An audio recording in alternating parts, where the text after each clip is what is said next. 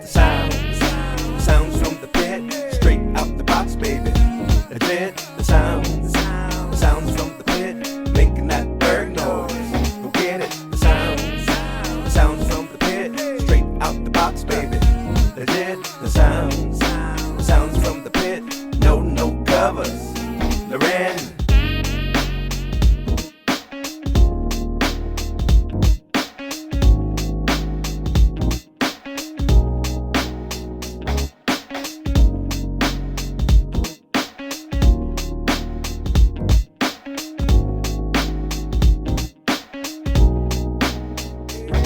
We got the sounds from the pit, straight out the box, baby. Legit, the sounds from the pit, making.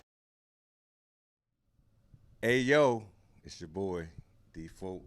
I'm here with the co-host Aki. We in the house. Yes, sir. Keith Jamal Durham here, the Renaissance Man. Nice to be with you. We gotta, we always bring the hotness, y'all. But this one here is an exceptional hot take.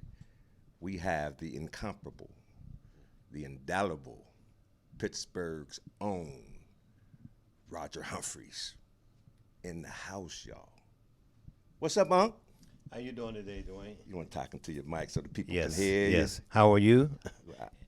Thank you. Absolutely wonder. I'm a little nervous because just want to thank you for doing this for us, and I think your voice to what we're talking about, what Sounds of the Pit, is very, very important. And let's just start with a little history. I read some bit of your bio. You started playing drums at the age of 4. Yes. And you became a professional drummer at the age of 14. Okay. Is that right? And I do think it was 3.5 when I started. Wow. Yes. Goodness. I was 3.5 when I started. I come from a musical family, Okay. Not only from my uncles, my father's brothers, Frank and Hildred Humphries, and I had two brothers, older brothers, Lawrence and Norman. And Lawrence was the saxophone player, and my brother Norman was the drummer. He's the one that taught me, and I went back to say 3.5 because this is the history of what they gave me, my older brother Norman. And it was beautiful, to have people that help you out with something that is natural for you, to do. So the drums were the inspiration of you playing the drums were from your family, or were you looking at or listening to certain types of music and just picked it up? Well, I'll tell you what is so heavy about this. When I was like 3.5, I guess, my brother Norman and my brother Lawrence, they would rehearse in the living room. And back in the day, only thing you had with a small house was the living room. Wow. And like a dining room, and upstairs 2 bedrooms, and then the basement downstairs. So like before I even started school and everything, I would be laying on the sofa taking a nap. And my brother Lawrence was being there with his band rehearsing in the living room. So you know how small it was, Wow. But it was great because sometimes I used to think to myself, maybe because of the fact that I was so young and they were playing music, the music got into me. You know what I mean? You make up all kind of things, but the music got into me because I listened to it all the time. You dig it? But Your first drum set. my- Your very own first drum set. my first drum set of my own, I bought. Wow, I can't even remember. I bought. Yeah, it was Slingerland. It was a Slingerland set, and that's the same set that I went on the road with Stanley Turrentine. Wow. And then later with Horace Silver. In '64. You said that was in 1964? Yeah. Other than that, there's a picture on the wall that it was my dad bought the drum set for me, and I was 4 years old in elementary school. That's the set I was thinking you were asking about. Right. When it was not my brother's set that I play on, but Mom and Daddy gave me a set. That's what we was asking about. Yeah. Yeah, matter of fact, it was that picture that Tina Harris took me and Mary Jane College School. Yes, That I have on the wall. Wow. That was my first drum set as a kid, and then after that, when I got the opportunity to start playing with Stanley Turrentine, when I left it was Allegheny High School when I graduated in '62, and I was 18. Came out of school that summer, and went with Stanley Turrentine. Like that July. Wow. But I had family that lived in New York City, Okay. so it wasn't very difficult for me to. He lived in Central Park, in Shirley, and I lived 770 St. Nicholas Avenue, uptown. Nice. It's a good segue. So I was reading. I'm gonna use my phone, y'all. So some of the people noted again: Stanley Turrentine, Shirley Scott, Horace Silver's Song for My Father, Roy Brooks, Ray Charles, Lee Morgan, Grant Green, Billy Taylor, Bill Doggett, Benny Green, Lionel Hampton, Coleman Hawkins, the list: Freddie Hubbard, Dizzy Gillespie,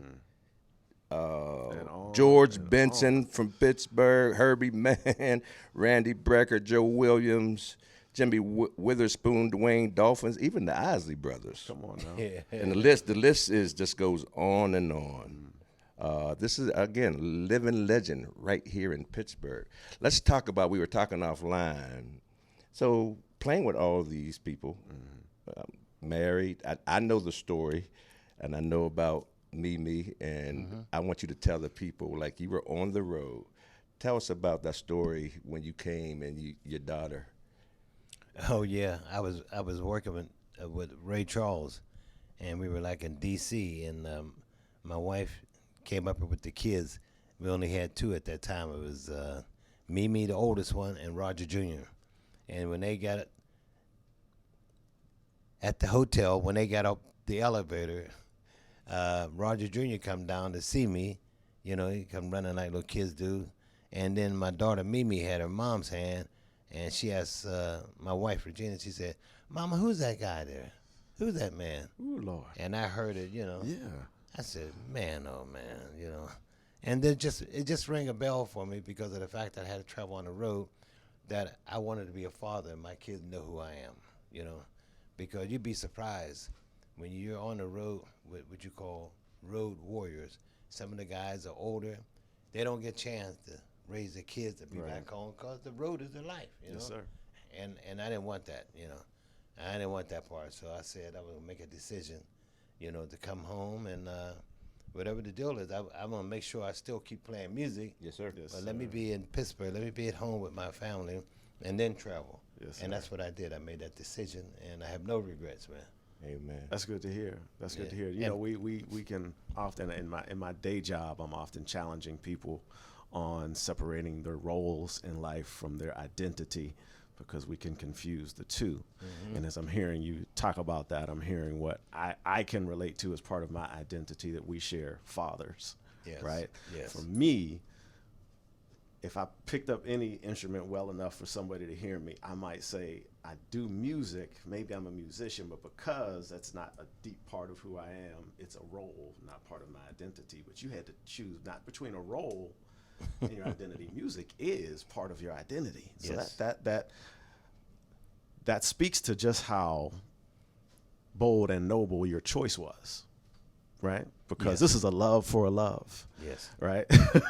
And it's wild. You got to make things work. Yes, sir. And sometimes you don't know how, but you got to make sure you keep the faith though and thing, and you got to work for the family. And I was blessed enough, man, for my music career to go on, because I think about it now, boy, I would be like losing my mind if I didn't have the music, because it's part of my life, especially when we had part of like the COVID and other things could happen to you, you know what I mean? And I thank God for that. I thank God for the music that he gave me. And that stuck with me for a while. I heard that story as we were talking offline years ago. And I remember, because there's so many musicians, both professional, those aspiring to be that, and there's this strain between them and their kids. And one of the things, I just remember this phrase, the balance between being a public success and a private failure. And the fact that you came off the road and made your niche here in the city of Pittsburgh is commendable, remarkable. There's not enough that I can say about that choice. It's helped me knowing that story. That stuck with me, and just trying to balance being this musician, being this artist, but yet at home, my kids, my son, he needs me, but I'm in New York, I'm in LA, you know what I mean? And just trying to balance that. And like what Akey was saying, the identity. And so me being a spiritual person, it's like, God, how do I do this? Because the 9 to 5 is not going to work. They're going to kick me out the house. You know what I mean? Right. And just looking at, because your family is my family. Roger, if you don't know Roger Jr., we were college roommates. We were best friends since 8th grade. And so the Humphries are family. That's why I call him Uncle Roger. That's a quick story before we move on. And I was, again, offline. We always have these conversations offline. So I went to Kappa, the real Kappa, no offense, Bruston. Stop. Where we were playing on broken pianos and broken drumsticks and stuff before y'all got all that technology downtown. I ain't hating. But, are you though? Huh? But are you though? Maybe just a little bit. I'm a little petty. But we had levels. Level 1, group 1, group 2. Group 1 was, you was on top of your game. Theory, performance. So, I was the man. I was one of the men, Okay, right. I go to Pitt, and I'm going on with this swag. I go into audition for the Pitt Jazz Band under Nathan Davis, rest his soul. And I did my little thing. Nathan Davis said, "You can't play with me playing like that." Dejected. You hear me? I'm like, everyone else made it. Roger Jr., he was the drummer, and I'm trying to play it off like, no, I'm cool. Roger called you and said, Uncle Roger called Nathan. I don't know what you said to him, but Nathan called Roger Jr. and said, bring your friend back in. So I go back in because Uncle Roger talked to Nathan, like, give him another shot. So Nathan told me, learn Spain. I give you a week. Come back at the next rehearsal. If you got Spain down, you'd be a part of the band. Wow. And I learned Spain down. And everywhere we toured, I played some auxiliary, but when we played Spain, I was on the piano. Okay, all right. But so that's the connection we were talking about. Sometimes it's not what you know, because I wasn't good enough. Everybody was, I'm thinking coming from high school that I'm the man. I go to college, everybody's good. Right. I was mediocre at best. Right. But it was because of Roger that Nathan gave me another shot. So I want to thank you for that. I don't know if you remember that story, and that's what happened. Mm-hmm. Yeah, thank you. Thank you, man. Yes, sir. Yes, sir. I better thank you, too. Yeah. And because, look, I'm still playing, still making a living, being a musician, composing, and doing different things in the arts. And a lot of that I owe to you. Mm-hmm. Yeah, I thank you. Yes, sir. Yes, sir. So we've been wrestling with Pittsburgh. like you are, when we talk about the epitome of music, jazz, rhythm, first person that comes to mind is Roger Humphries. And so with the wrestling, with all the guests that we had, we've been asking the question, does Pittsburgh have a sound? Based on the rich history that we talk about of the arts in the Burgh. Does it have a sound? If it does, can we identify what that sound is? And if it doesn't, why doesn't it? What would you say to that? Well, when you say if it doesn't have a sound, or you can start, what does it have a sound? Yeah, it's because maybe they're not feeling the Pittsburgh spirit. Because when we speak about the spirit, it's like you don't have to look at anything. Your eyes can be closed, but you can hear Earl Gardner, Alma Jamal. Yes, sir. Art Blakey. I don't want to mention his name that soon. But it's just like where you come from. And it's a spirit that you get by you go listening to these people play. They got their own, what you call signature, and it's on Pittsburgh sound, and to bring you up to date. No, when you hear him play Stanley Turrentine, they ain't but where he comes from. That's the Pittsburgh sound. Mm. That he created his own personality. You know. Yes, sir. And I don't know no other way to describe it except for like you hear J.C. Moses, you know, play the drums, and you know, it's just different people. We just have our own sound that's going, and that's why you hear people from different places of the country say, "Man, it sounds just like it from Pittsburgh." That's a Pittsburgh sound, and I didn't make this up; they did. Yes, sir. You know what I'm saying? So how do we create that? And again, we were talking about baby boomers know you and Stanley and Georgie and these guys that come have their roots in the Berg. But the up and coming musicians, a lot of them who you've taught, you know, how do they create that sound? Of course, for me, when I'm going to the clubs and to, you know, the venues where there's live music, they're playing covers. Pretty much. So you can't, how do you create a sound when you're playing someone else's music? Which is cool, because I think there's too much great music out there not to play, but you're not missing any of your own creativity or your own original material. So how do they create? I mean, to me, if I say Pittsburgh sound, I think of you. I think of everything that you just said. So even talking about what's your signature sound? Could you define that? And there's something that comes to mind when I'm thinking about you, where I can close my eyes and come into a venue and say, "That's Uncle Roger on the drums." And pick that mic up one more time. I didn't mean to put it down that way. It's like you hit me in the head with something for me to try to figure this out. Yes, sir. But you know, and just what you're saying, it's some things without words. And me sitting there, it's something that we have that you're born of, like you said, the Pittsburgh sound. It's something that you just get. You know, can't nobody just make you have that. Okay. You know, it's from like where you from. Okay. I think, you know, instead of me trying to make up.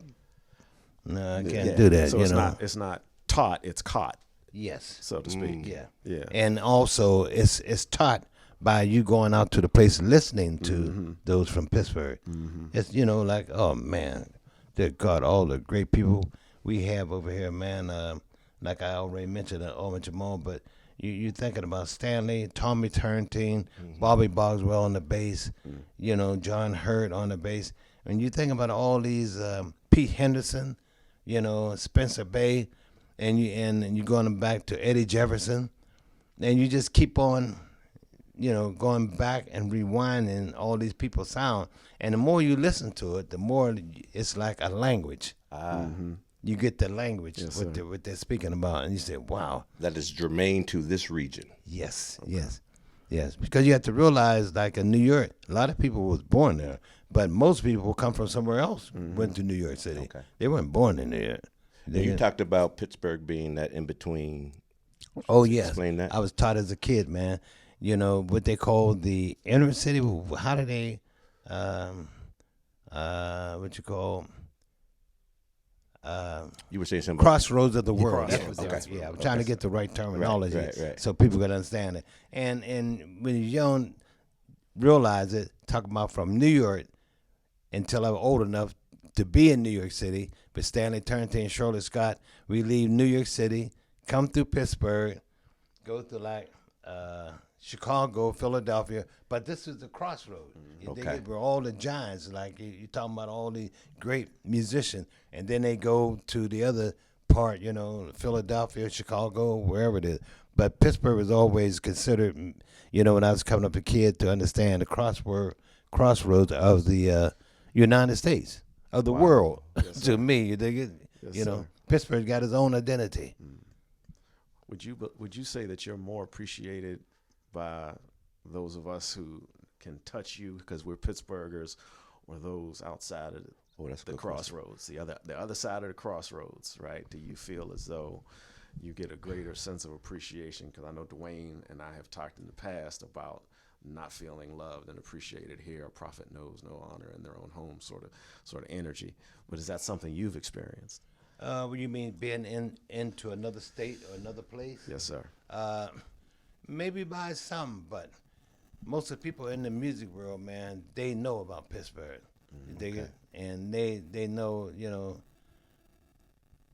like the history. You talking about the older people, Roy Aldrich, and all these people, like where they come from, and like it's it's a funny thing, man. I can go someplace, no matter where you go in the States, and they'll be saying, man, guys sounds like from Pittsburgh. It's like you're so soulful. It's like the Dwayne said the identity. same thing. It's like identity that you have, and you're not even aware of it. Yes, sir.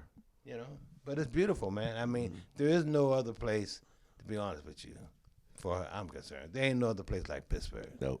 There ain't no other place like Pittsburgh. So part of that second question that I kind of went back to, like your signature, was the young, like some of your students. I won't name them, but they're great musicians. Some of them are either one I know has some solo stuff out, but there's a lot of these musicians again who are fantastic with the covers, but don't have original stuff either that they're scared to put out or that they haven't put out.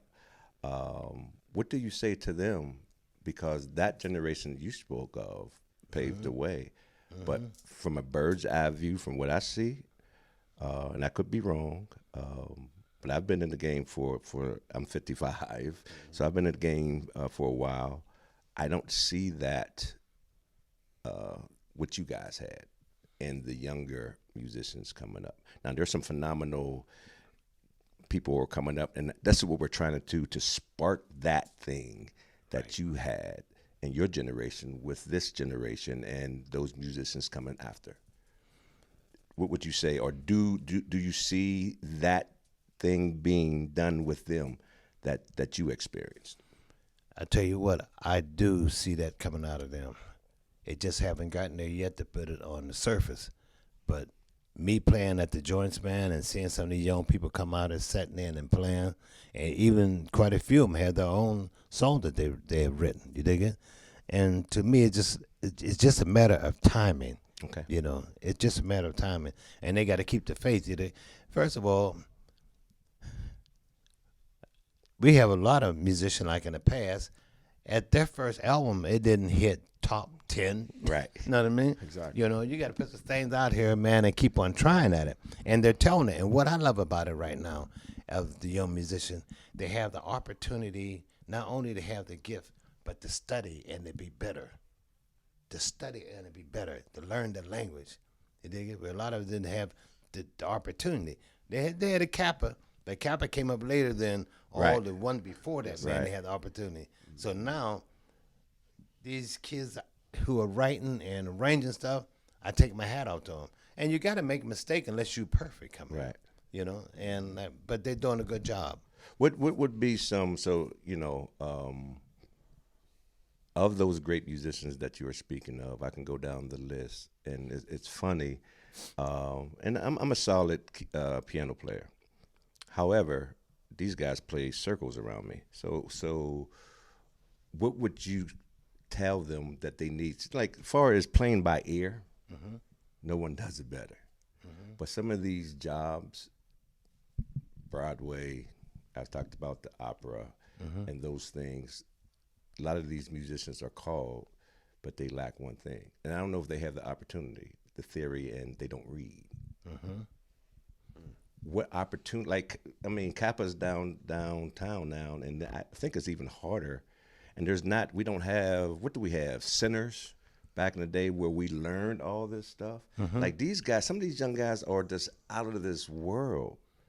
But you put some sheet music in front of them, it's foreign language. And so they get the gigs doing the $150 to $200, but when the big gig where they put the music in front of you, what opportunities can we create? I didn't mean to cut you off, but here's my thing, man. I didn't have the opportunity coming up. You dig it? When I was a young kid, his name is Joe Harris, took me to a teacher downtown on Liberty Avenue, Mr. Hammond. Thank God I remember the man's name. Mr. Hammond was the guy's name. And I must have been maybe about 6 or maybe just a little bit older. He took me down to this man because, Joe Harris went all over the world playing percussion. He was a percussionist. Yes, sir. Played xylophone, played all the stuff in percussion field. And when I went to this man at the age of about 6 or 7, he told my parents, he said, no, we don't want to start teaching him because sometimes it takes away from his natural ability. You dig it for playing because you're making him start reading, you know, and all that stuff. But one thing, man, when I was teaching like at a Kappa, it's very important for us to teach our kids to, it's like any other profession you're going in. This is the way by reading the book, the English language. This is how you're able to interpret what is on the paper. Yes, sir. So, you know, and you're already smart. Don't let nobody talk to you, make you be afraid of reading. No. You already got the gift. Learn how to read so you can interpret whatever he write. You know, that's like Joe Harris said, I don't care what you put on that paper. Give it to me.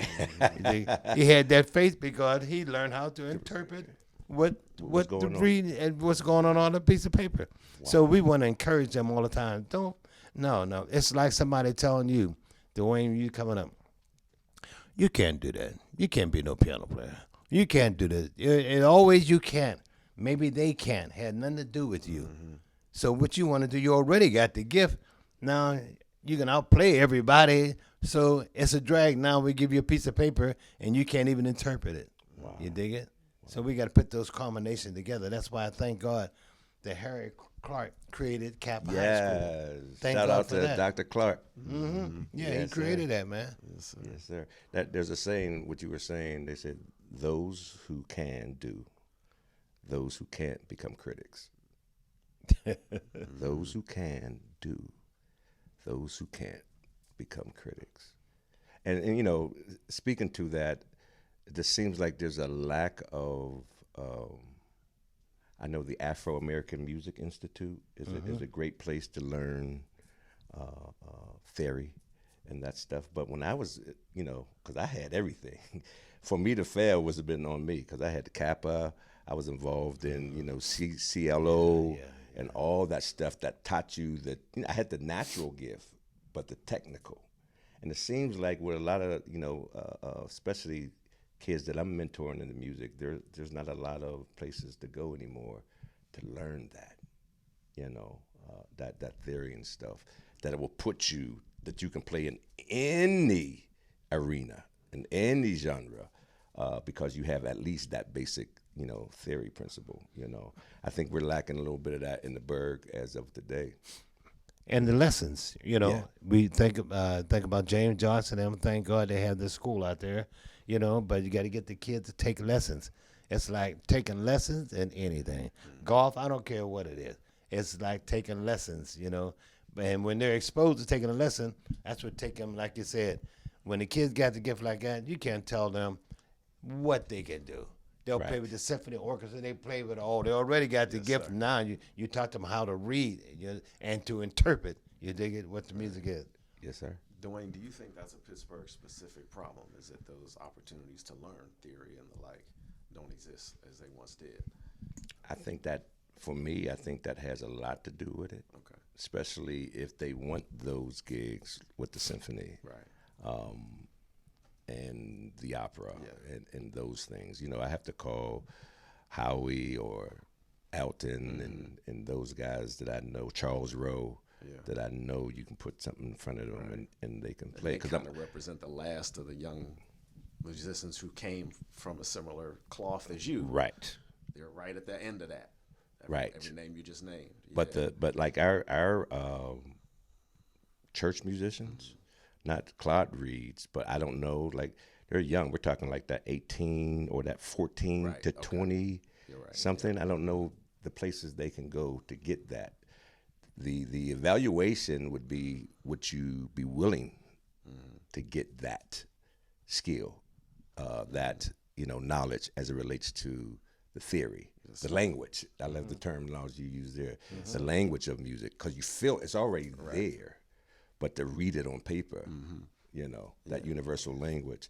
So I don't you know, answer your question. I don't know of many opportunities that were free and affordable that I had. My generation, you might have been the last of the Mohicans there. were set up for success. From Urban Impact, Urban League, you know, all them Inroads, Yep. all those places that we, you know, Saturday at Peabody, the centers. We learned all that stuff there. Yes. We didn't have to have any money though. Yes. Unc. That's the thing. That is the thing. Everything's a money hustle now. You know, So to your question, I don't think there is. Right now in Pittsburgh. I'm just looking at where there's no, other than age. If you want to learn, you can come. It's Afro American Music Institute, Okay. Dr. Jones. Okay. I don't. There might be some more out there, but I don't know. Yeah. But when I say a Pittsburgh specific problem, if I compare this to a Philadelphia or a New York or a Chicago, do they have that same problem with this generation, or is that Pittsburgh specific? That's a good question. I don't think it's just Pittsburgh.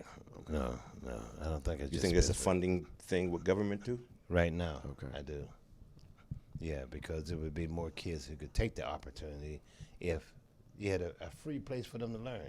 You know, it's just like the Hill House, where you invite kids to come in Yes, sir. and help teaching about the arts, the painting, the music, whatever it is.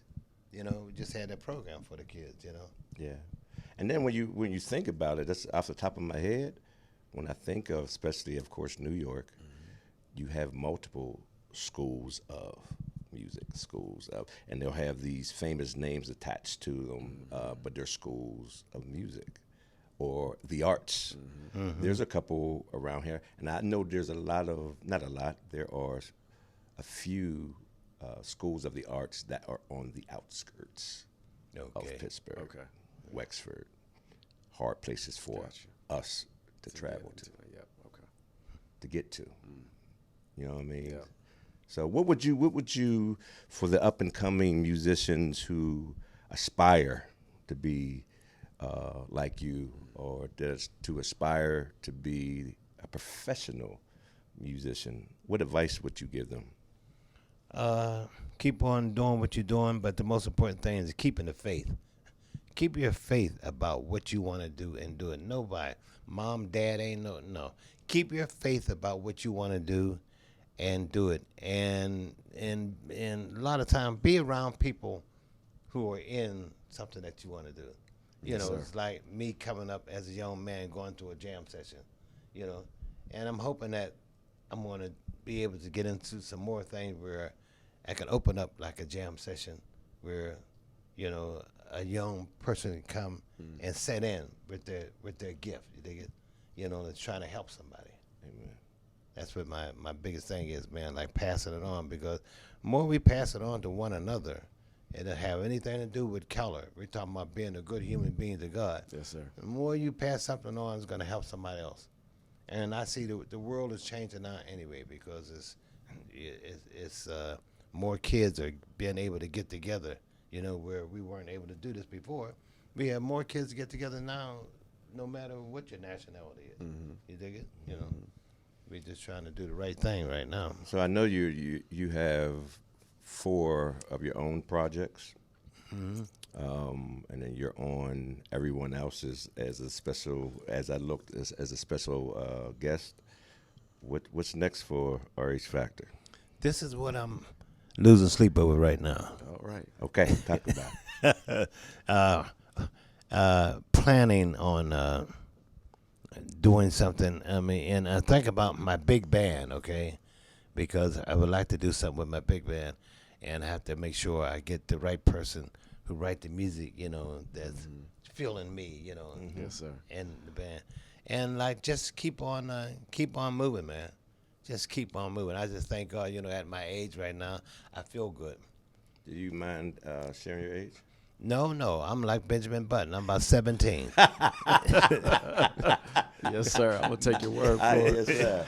No. Yes, sir. Matter of fact, I'm fortunate. I'm 78. I'm 78. Feel good. Only time that I felt a little restless and tired was through this COVID. Because through my life, I'm busy going up, down the step, taking the drums, picking them out of the thing, but I'm feeling okay. I'm not sick with the COVID. I had my shots and everything, and I had it try to come and slap me, but the long as I'm playing music, man, it's so beautiful, and I get a chance to be around people, because through life for me, I'm happy about my music, because as many times you look at television, you see all the negative, and you see depressing things, and I was telling somebody the other day, man, God has blessed me, because through my music, I'm around a lot of happy people. People who I've never met. It had nothing to do with the color of your skin. Yes, sir. You dig it? You're just a happy, good person, that God loves, because you're trying to be a good person. And music brings a lot of happy people together. It had nothing to do with your race. It had nothing to do with that. They just come in because of the music. So I feel like I'm in a great positive place in my life. It's beautiful. Yes, sir. Closing thoughts. Do you have any closing questions or thoughts? So as a frustrated drummer, and I don't know if Dwayne even knows, I refer to myself that way internally, who was offered drum lessons when I was about 10 years old, and I said no thank you, because I was afraid that if I didn't become a master drummer, then my mother was going to call me a failure and wasted her time and money. But thankfully, I birthed a drummer. Dwayne does know I birthed a drummer. Right. And I promise you, he already knows your name and a little bit of your catalog. But I'm going to make sure he becomes a Roger Humphries-ist by the time he's done, because I appreciate the inspiration, not just from your music, but from your life, because you have a life that is very well lived. Yeah. Wow. I'm thankful. Yes, sir. Thank you very much, sir. man. I learned something in this session.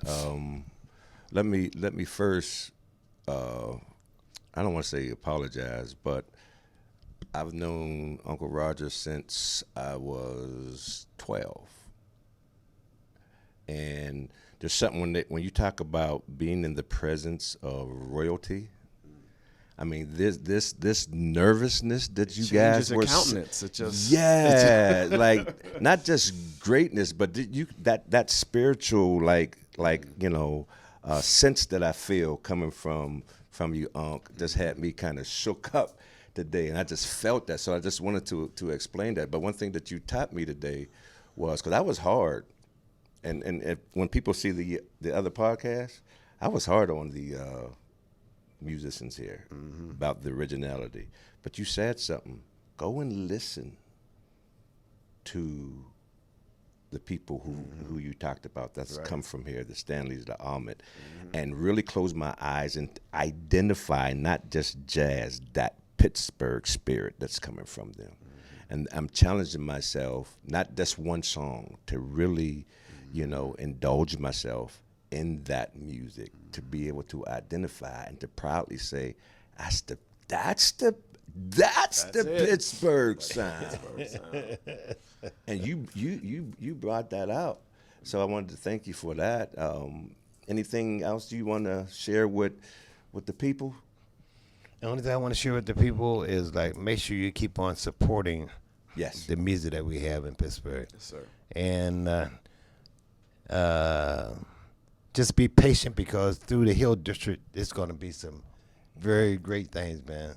Talking to Franco Harris and talking about the Hill I heard House, about that. The Hill House. I heard about that. And I don't want to give it away. Yeah. Yes, sir. Yeah. We're loving it, and I thank God for Pittsburgh. I thank God for where I was raised at.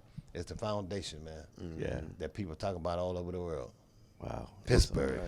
Lastly, y'all, we talked again off camera. We talk about a lot of stuff before we start shooting.